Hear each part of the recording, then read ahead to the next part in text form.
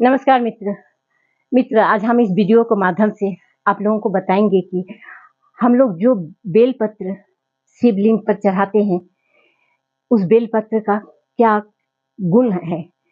क्या सच में इसे खाने से हमारा शरीर के लिए बहुत फायदा होता है या शरीर निरोग हो जाता है। तो चलिए हम आज इसके बारे में जानेंगे।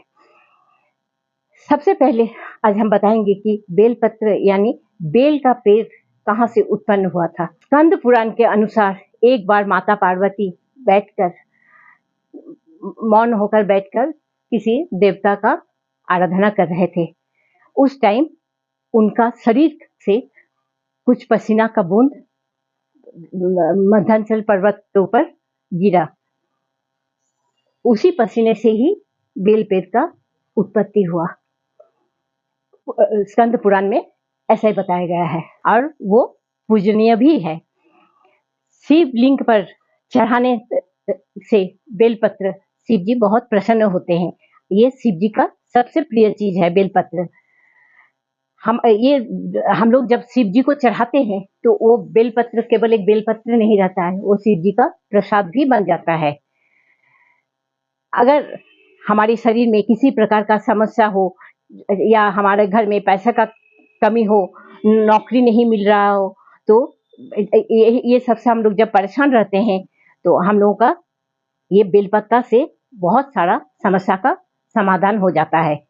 जब हम लोग शिवलिंग पर बेलपत्ता चढ़ाते हैं तो वो बेलपत्ता केवल बेलपत्ता नहीं, वो भगवान का स्वरूप हो जाता है और उनका प्रसाद भी हो जाता है। बल्कि ये बेलपत्ता साक्षात भोले बाबा का प्रसाद भी बन जाता है।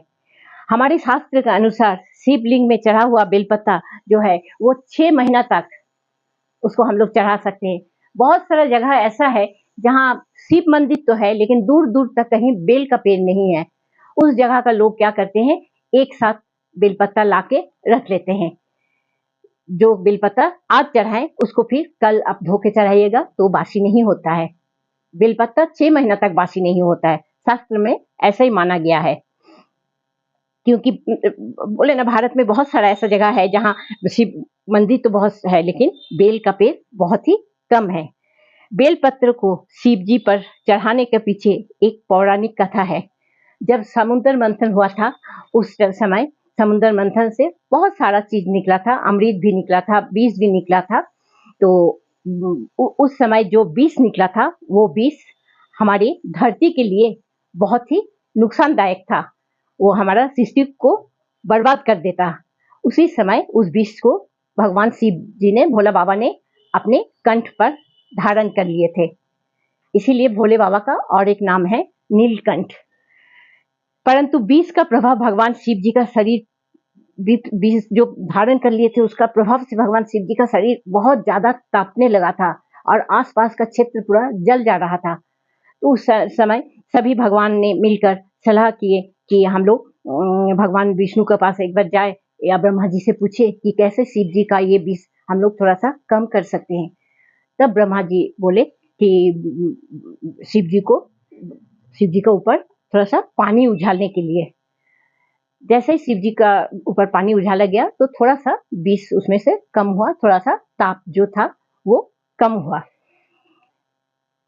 उसी समय भगवान शिव जी को थोड़ा बेलपत्ता भी खिलाने के लिए ब्रह्मा जी बोले थे।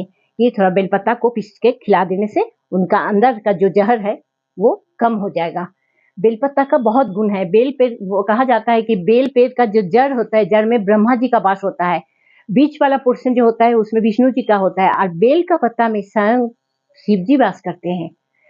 ऐसा हम लोगों का पुराण में माना गया है। हम लोग जब बेलपत्ता को शिव जी के ऊपर चढ़ाते तो बेलपत्ता स्वयं शिव जी का प्रसाद बन जाता है, जो कि असाध्य बीमारी जो हम लोगों का होता है वो हमारा जीवन से खत्म हो जाता है और बहुत सारे समस्याएं भी ये बेलपत्ता को खाने से कम हो जाता है। क्योंकि बेलपत्ता को भगवान शिव जी का प्रसाद का स्वरूप माना गया है, इसलिए भगवान पर चढ़ा हुआ बेलपत्ता को अमृत का समान दर्जा दिया गया है। शिवलिंग पर चढ़े बेलपत्ता को नित्य रूप से खाने से हमारा शरीर में बहुत सारा रोग है जो कि निर्मूल हो जाता है।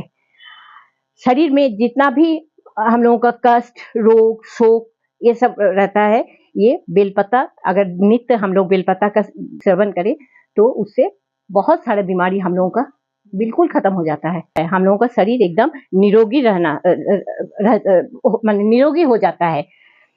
नित्य बेलपत्ता का सेवन करने से आयुर्वेद में कहा गया है कि हमारे शरीर में खून का कभी कमी नहीं होता है और खून भी साफ होता है।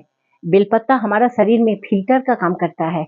जिन लोगों का किडनी का बीमारी है उन लोगों को बोला जाता है कि हफ्ता में 3 दिन करके 5 बेलपत्ता, जो शिव जी का ऊपर चढ़ा हुआ बेलपत्ता है, उसको शिव जी का ऊपर से लाके वो 5 बेलपत्ता कम से कम हफ्ता में 3 दिन अगर खाता है तो किडनी पेशेंट भी ठीक हो जाता है। बेलपत्ता का इतना गुण है। ठीक है मित्र, अगर ये जानकारी आप लोगों को अच्छा लगा तो जरूर सब्सक्राइब कीजिएगा, शेयर कीजिएगा। नमस्कार।